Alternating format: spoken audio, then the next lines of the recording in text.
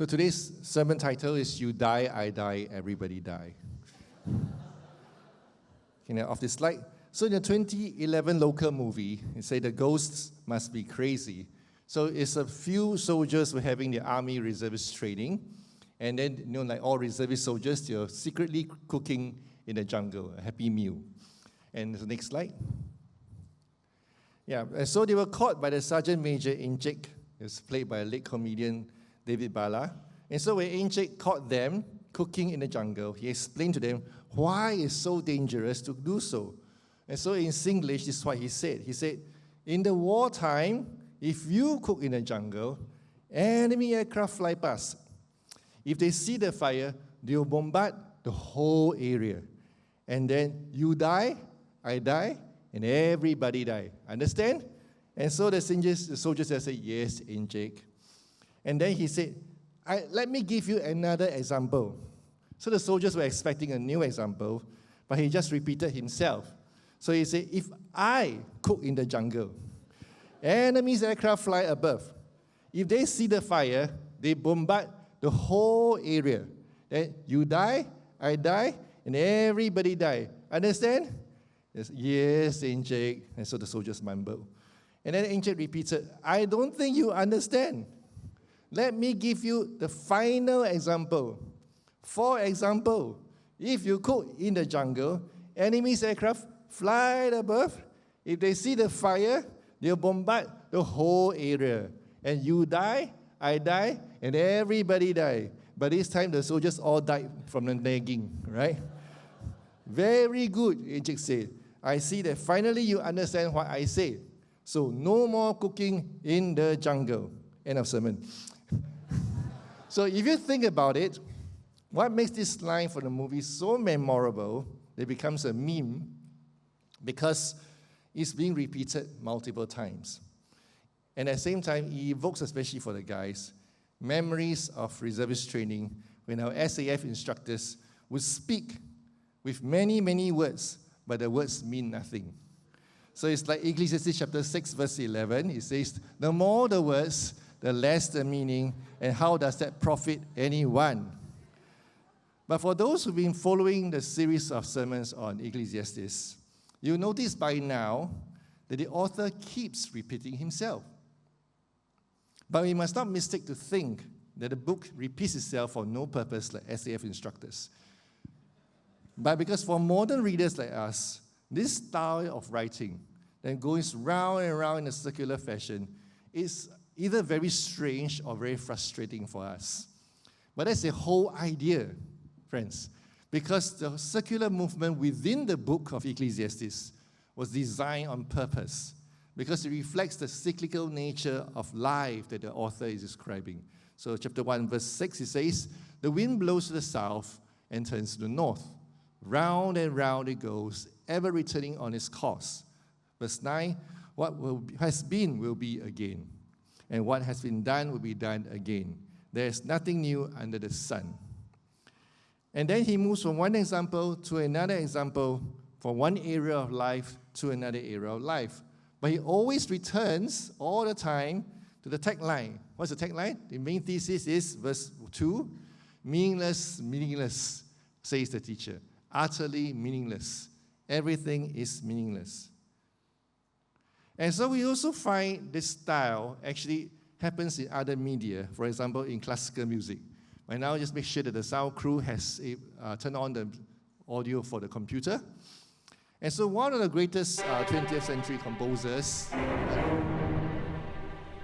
is called Gustav Mahler, and this is the beginning of his second symphony. The symphony begins by asking, what happens after death? What is the meaning of life? So this music is so somber because it's supposed to depict a picture where the audience gathers around the funeral of a beloved person. And then we're confronted with the reality that everybody dies one day. And so what happens to us? No one knows. What's the point of living? No one knows. And he ends the first movement. And then he moves to the second movement is this. And now the audience, they recall all the good and beautiful moments of the dead person, right? and all the beautiful things that he has gone through. The happiness in the second symphony is supposed to be cheerful. And for a brief moment, everybody experienced happiness. But these cheerful feelings do not last. And then the second movement just ends. And finally, in the third movement, we are given, the next slide, a strange caricature. And here, a preacher preaches to a school of fish. And then, so whenever the preacher preaches, the fish enjoys the sermon so much, they're all smiling and dancing in the water, nodding away. But then again, when the sermon ends, they swim away as if nothing has happened and went back to their sinful ways.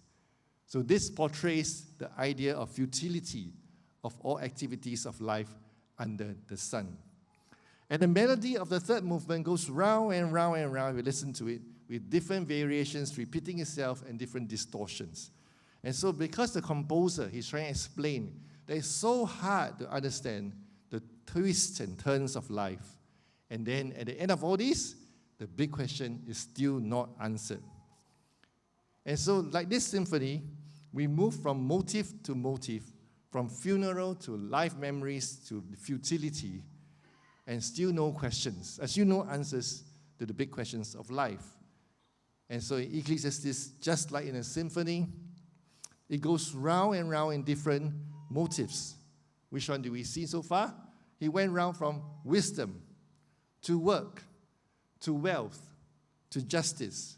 And each time he comes back again and again to the same motive, he now goes to a deeper level and has things that are new to say. And invariably, he always ends with the main big questions: you die, I die, everybody die. What is the meaning of life? So now let's begin with chapter 4.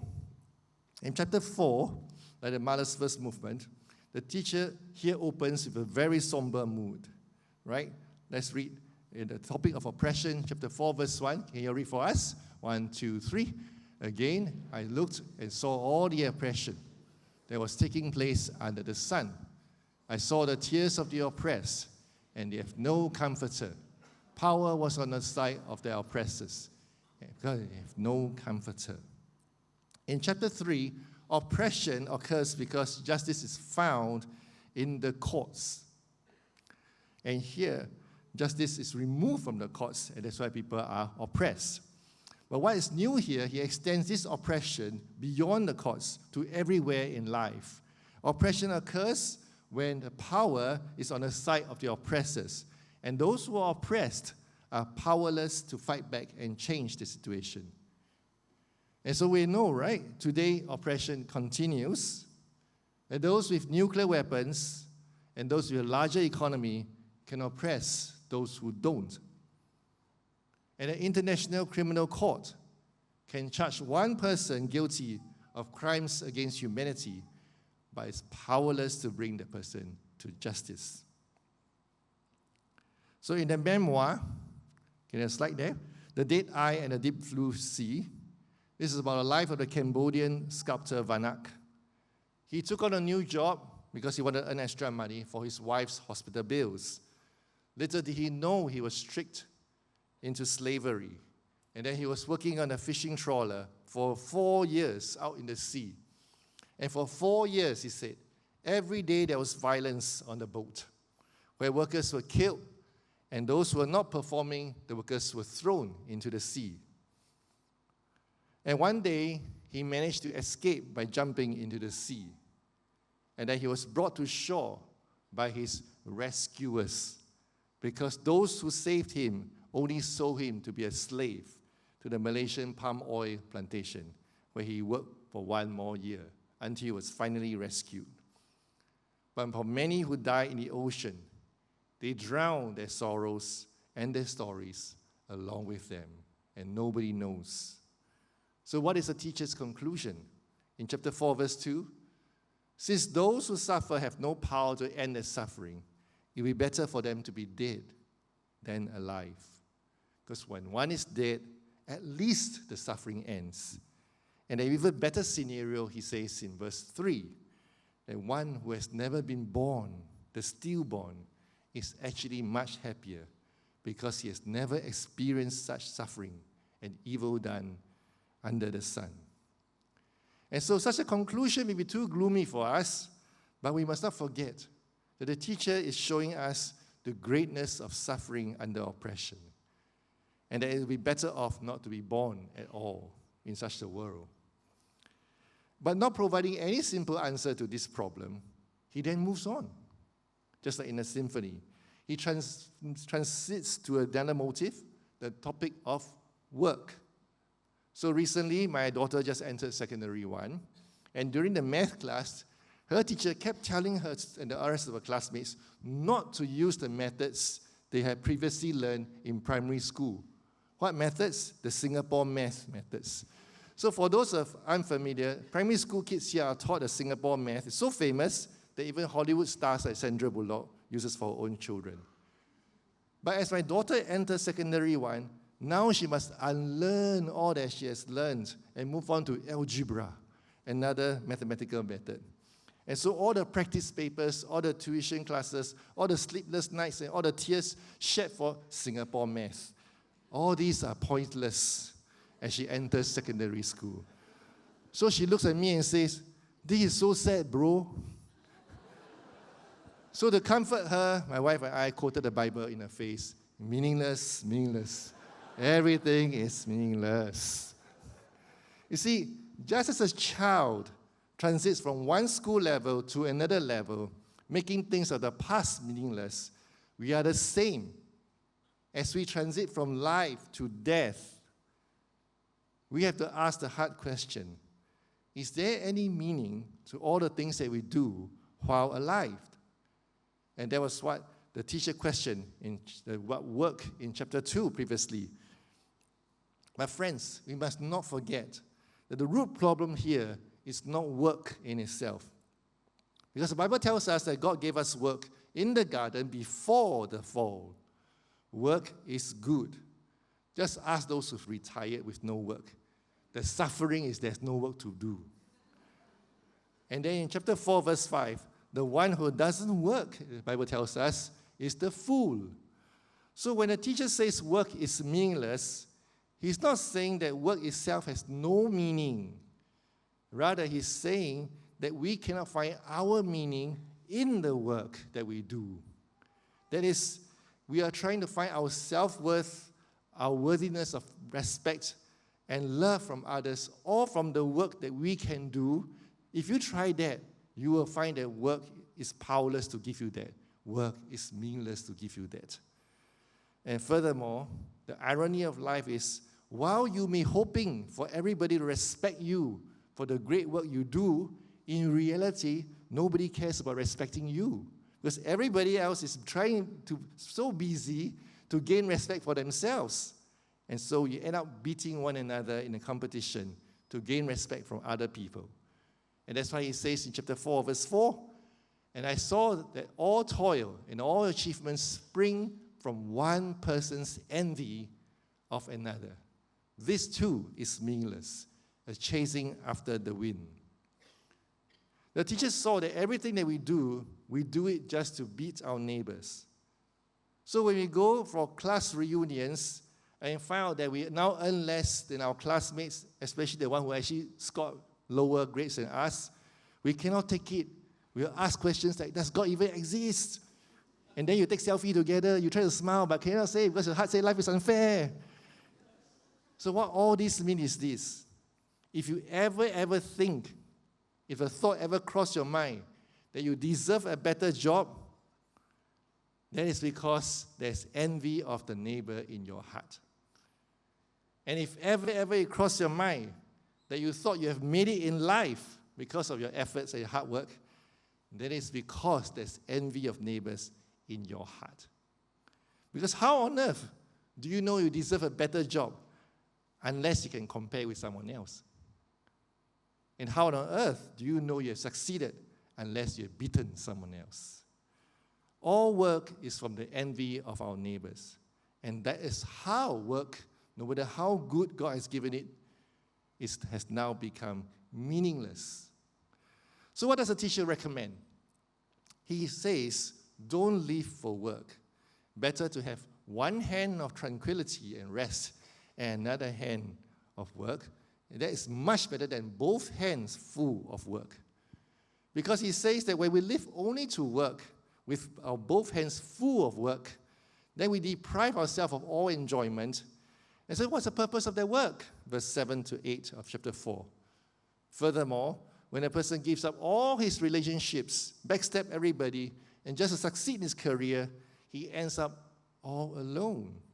So after working so hard and depriving himself of enjoyment, he now faces another pain, the pain of loneliness. He doesn't have anybody to pass his wealth to either. So meaningless, a miserable business. So what does a teacher recommend? Right? So next slide, a photo here. So during one of our church mission trips to Cambodia, we are serving a group of villagers in a muddy slum area during the rainy season. I didn't catch that photo of that scene, but can you imagine there's mud, but on the slope. So we saw a slope made of mud completely, and children were climbing up the slope and climbing up and down and sliding down like a slide, They're having so much fun, laughing and giggling, even though their clothes are all covered with mud. And some of them were even completely naked, all covered in mud. So one of our team members, he was so wise, he saw that, he remarked, he says, when one man falls into the mud, it is self-pity. But when two or more persons fall into the mud, it is a party. Chapter 4, verse 9, read together. Two are better than one, because they have a good return for their labor. If either of them falls down, one can help the other up. But pity anyone who falls and has no one to help them up. In other words, life, my friends, is not meant to be lived alone. Life is not about striving for our personal success, because we exist for one another. When God made humanity, what did he say? He said, it is not good for man to be alone. And because of all the great oppression that we face in the world, the teacher continues in verse 12. You take me here, read together. The one may be overpowered, two can defend themselves. A cord of three strands is not quickly broken. So it's a very poetic way. He says that two is better than one, and three is lagi best. Man is not meant to be lived alone, but to exist in a community. But because of the envy in our hearts for what our neighbor has, we can no longer live with one another. Then he pauses here and moves on to the next motive, after leaving you hanging high and dry. Next, he continues to the motive called wisdom. He repeats again. Wisdom in the Bible, just a revision, is to recognize, firstly, there must be a creator God. And because there's a creator God, creation then has order. And so by observing the order within creation and life, we derive a wisdom that will lead to human flourishing. But in chapter 4, verse 13 and 16, we read this case. We read about a foolish king who no longer knows how to heed a warning and listen to others humbly. This confirms Proverbs chapter 26, verse 12. It says this, do you see a person wise in their own eyes? There is more hope for a fool than for them. Indeed, the teacher here gives us a case study where a poor but wise young man, he's so poor, but because of his wisdom, he rose to become a king, despite his humble background, like most of our electoral candidates.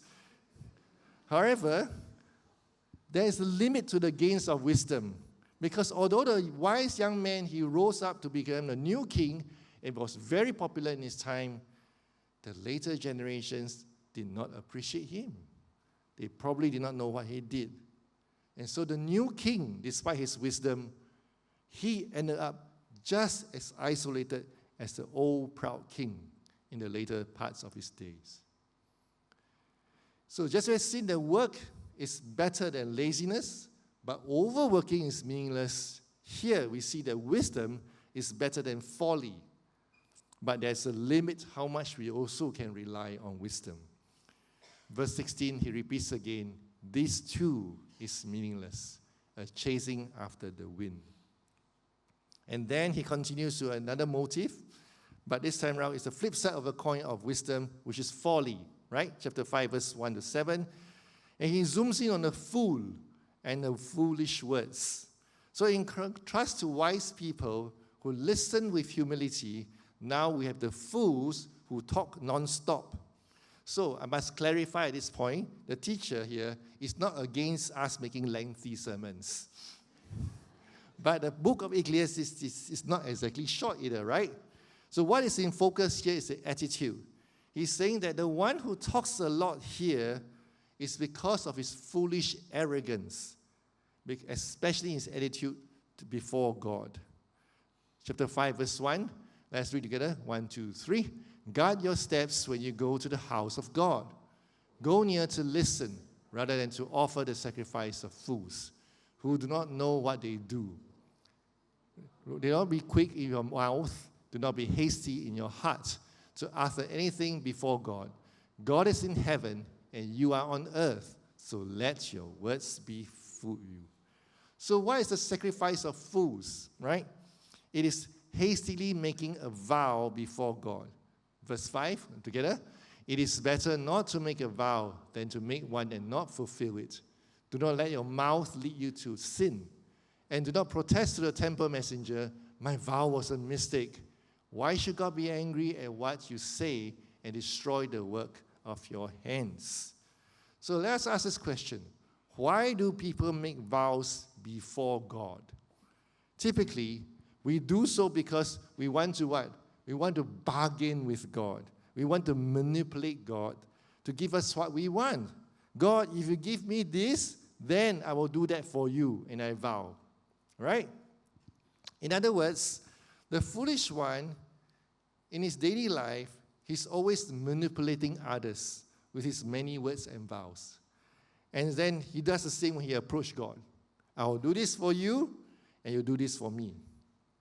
But when we bring this attitude, this approach to God, it's very dangerous business, the teacher warns. Because the fool is one who overestimates his strength. He underestimates his need also to be humble before God. Because his limitation in strength, he cannot fulfill his vows to God, and in the end, trap himself by his very own words. So this portion teaches us how to approach God. So when we come before God, we must seek first to listen to him. Don't come to God with bravado, trying to impress God with all your great plans for his mission, for his glory. Because even ministry, when done with envy in our hearts and with pride, ministry is also meaningless. Let me tell you these things. Ministry is also meaningless. Instead, know this. God, he is more interested in his plans for you than your plans for him. Because you're just a vapor in the wind. You are powerless to do anything. Why is he even interested in your plans for him? And what is God's plan for us? His plan, according to Ecclesiastes, is to humble us. He wants to show us the limitation of our strength, our work, and our wisdom, and our ministry. Then we will come humbly before God in great reverence of who he is. Only with humility, then can we begin to do the work that God himself has prepared in advance for us to do, whether it's at home, whether it's at workplaces, or whether at church. So in light to keep the call to keep my words few, I will not spend too much time on this portion, but I will do a shameless advertisement. On 24th May, with the missions conference and the marketplace conference, and then we will feature testimonies of people who struggle with work, and they were humbled by God, and they allow God to use them across the world, even to the most remote places. And we look forward to listen to those stories. But in the meantime, returning to Ecclesiastes, after warning us against making hasty vows before God, the teacher now changes topic again and returns one more to the topic of pleasure and wealth. Chapter 5, verse 8, he says this, wealth and greed. Recently, my family traveled to a neighboring country to visit my wife's ex-classmate, right? And then, so her friend now has found a job as a lecturer in a public university in a neighboring country.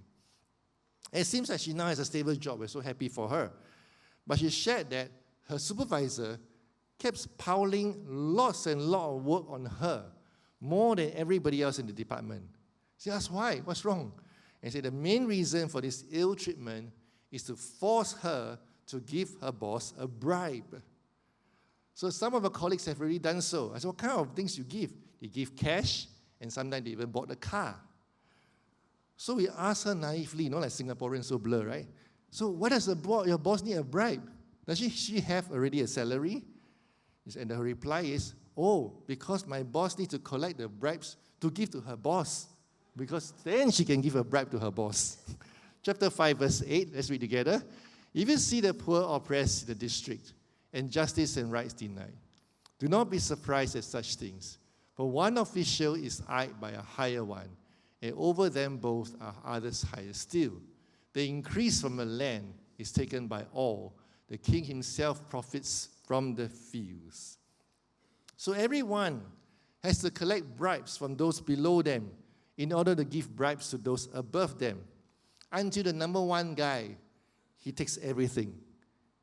But we question, isn't the king rich already?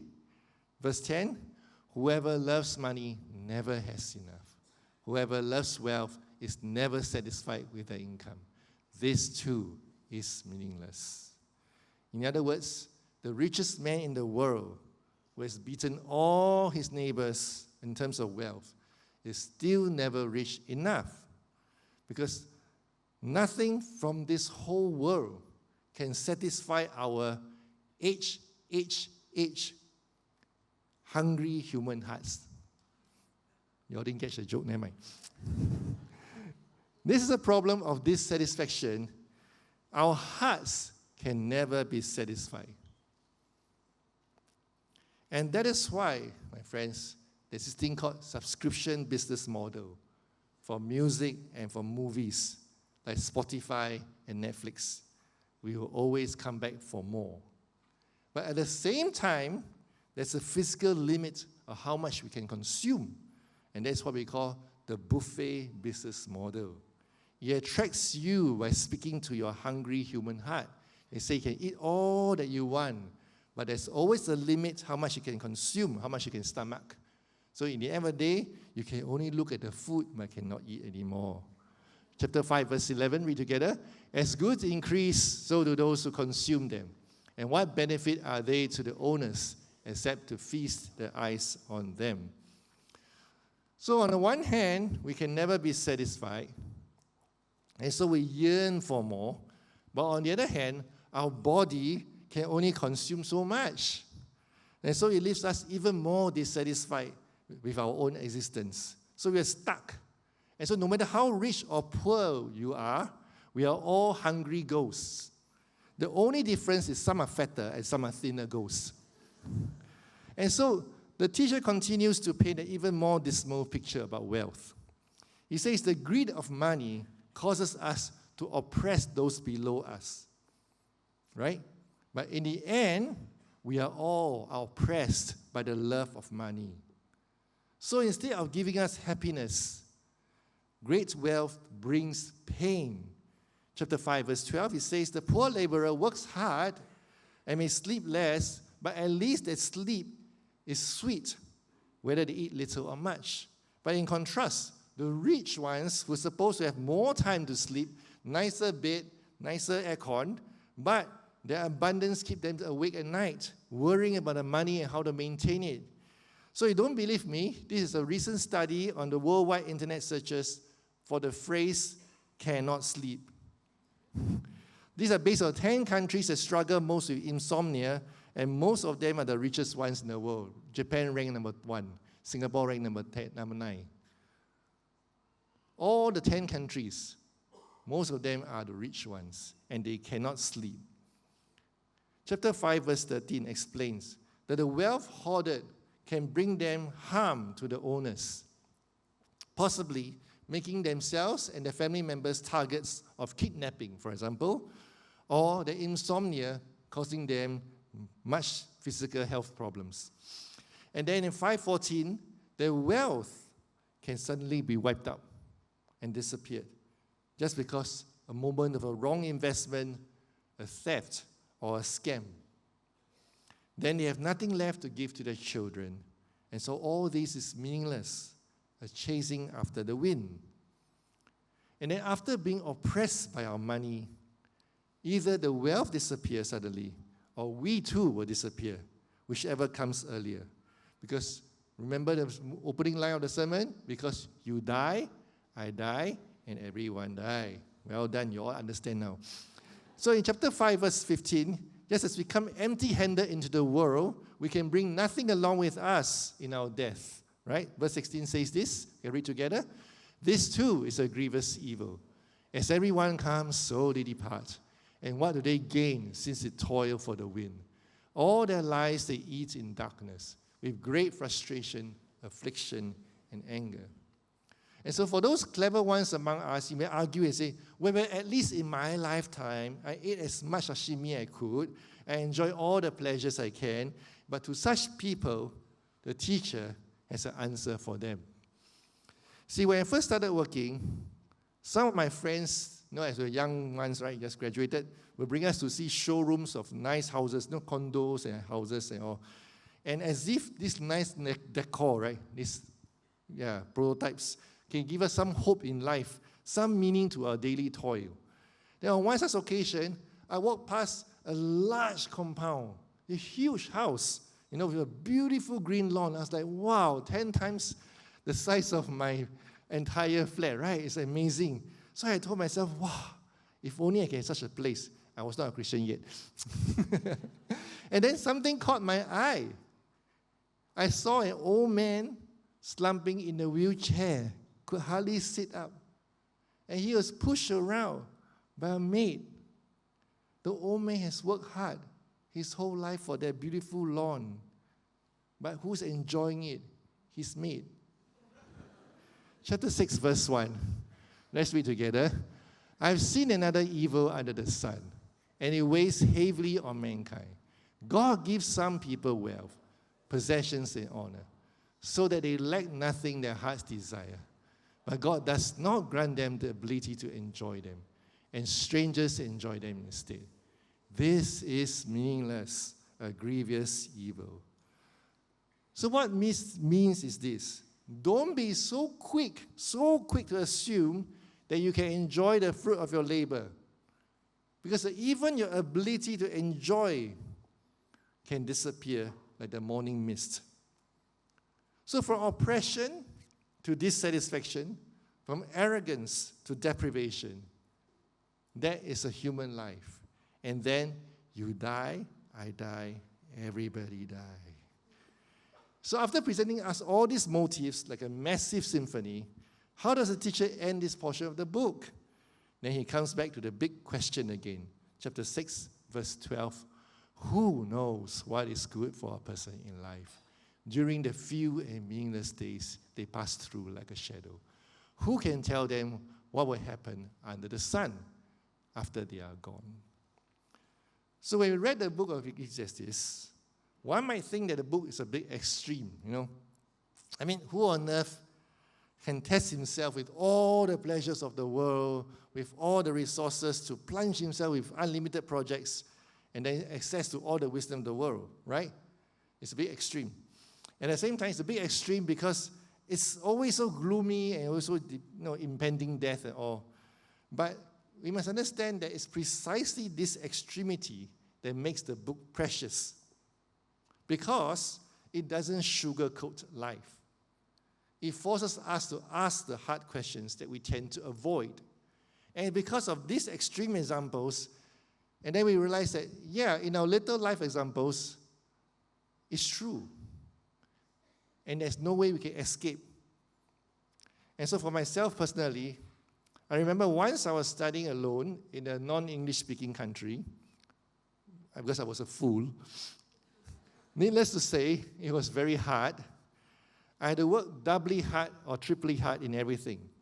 So after the whole days of lectures from 8 a.m. to 6 p.m., I come home, I review every day, all the day's lectures, checking every word in a dictionary. And so I work from 6 a.m. to 1 a.m. every day, 5 hours of sleep. I deprive myself of all pleasures. This is a miserable business. Meaningless, meaningless. Study is meaningless. Where are my notes now? Galanguni man. To make things worse, I felt really, really lonely. And the pain of loneliness was mixed with a great fear of failure. And it ate into my soul. So what do I do as a young man? I tried to douse the pain with pleasures. But we all know, right? The relief is only temporal. So once the feeling of happiness is gone, the emptiness and the fears return. Meaningless, meaningless. Pleasure is meaningless. So I needed something more robust than pleasure. So I poured myself in the wisdom of the world, right? I find answers in all the different religions, philosophies, and I stared straight at reality. And eventually we will all die, everybody says that, right? And what is the ultimate reality? So I question all this. And by doing so, I train my mind to deny my existence. And so I can deny my need for relationships. And so I can begin to enjoy the path, even the path of loneliness, as a path to wisdom. However, at the end, after just 2 years, my human will snapped. The suppression of desires by wisdom only gave way to explosion of indulgence. But there is no satisfaction. And that led only to addiction. This too is meaningless. And then when I returned to Singapore, I thought life would be better. I was further oppressed by the long hours of work.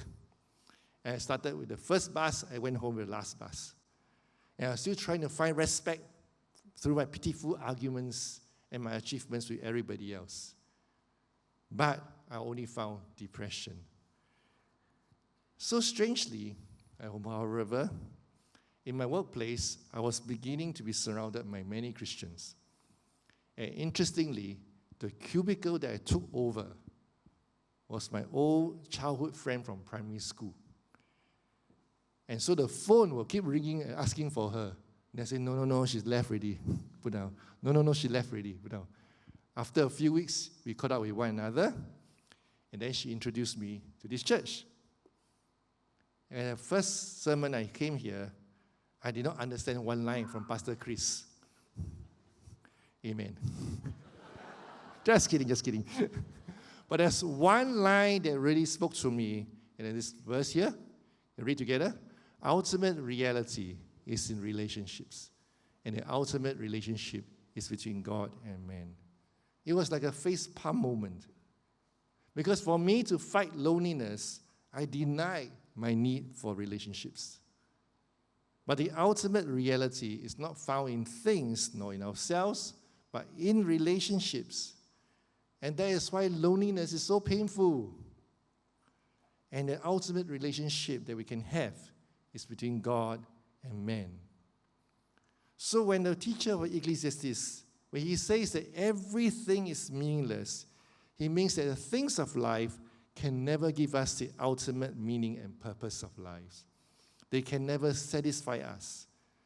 In New Testament vocabulary, if we try to find meaning in anything outside of God, all these are our attempts to save ourselves from a meaningless existence. They are what we call salvation by works. It cannot save you. Pleasures can only dull the pain of existence, but it cannot save you.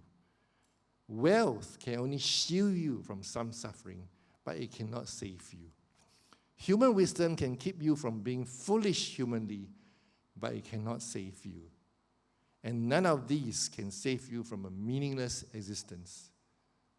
So in Mahler's Second Symphony, after struggling through all the inevitability of death and meaninglessness of things, his fourth movement finally ended with the following plea of a very weary soul. And he will say this, I'm from God. I want to return to God. The loving God will give me a little light, which will light me into eternal blessed life. In the hearts of all human beings, we know where we come from and we know where we want to go. And this then opens to the fifth movement, and then there was a majestic choir that sings to the full orchestra, painting a breathtaking picture of the eternal life. The heavenly voices welcome the faithful ones who rose from the dead to be with God forever. That's why he named the second symphony Resurrection. So when we look around the world with our eyes, what we can see only confirms that one day you die, I die, everybody dies. But when the eyes of faith, in Psalm 49 verse 15 says, read together, but God will redeem me from the realm of the dead. He will surely take me to himself. That is why the ultimate relationship is between God and us. God who loves us. It's because of this ultimate relationship, our present lives don't just end in death. Because he loves us so much, he cannot leave us in the grave. So he sent his son Jesus to the cross to open the way for us to be resurrected. And in the meantime, in our present time, we live with this hope and fear him by living for God. 2 Corinthians 5:15 says, and he died for all, that those who live should no longer live for themselves, which is what? The envy of our neighbor, but for him who died for them and was raised again. When we fear God this way, then everything we do, everything we consume, every word we say, every pleasure we enjoy, we no longer do it out of envy of our neighbors, because our neighbors one day will die like us. Rather, we enjoy all these things as gifts from God. God with whom we can have the ultimate relationship and the ultimate reality. And that's why we keep reading again and again the book of Ecclesiastes. The teacher recommends this, chapter 5, verse 18. Let's read together. 5:18. This is what I observe to be good, that is appropriate for a person to eat, to drink, to find satisfaction in the toilsome labor under the sun, during the few days of life God has given them, for this is their lot. Moreover, when God gives someone wealth and possessions and the ability to enjoy them, to accept their lot and be happy in their toil, this is a gift of God. They seldom reflect on the days of their life because God keeps them occupied with gladness of heart. And so because it is God who gives us everything, the things to enjoy, the time to enjoy, the ability to enjoy, and the people to enjoy with. That is how, with this mindset, my brothers and sisters, we can have satisfaction in our hungry hearts. And that's how we can find meaning in the meaninglessness of this temporal life. And because the chief end of man, one day we will be with God forever, is to glorify him and to enjoy him forever. Let us go to God in prayer. Our dear Heavenly Father, give us eyes to see that all that we have and all that we are given to do are given by you. For it is you who gives us all things. It is you who gives us the ability to enjoy them. So may we live for your glory and your pleasure and no longer do things out of envy of our neighbors. Only then can we find our hearts filled with gladness and with satisfaction, and help us to enjoy you in everything and enjoy everything in you. In Jesus' name I pray, amen.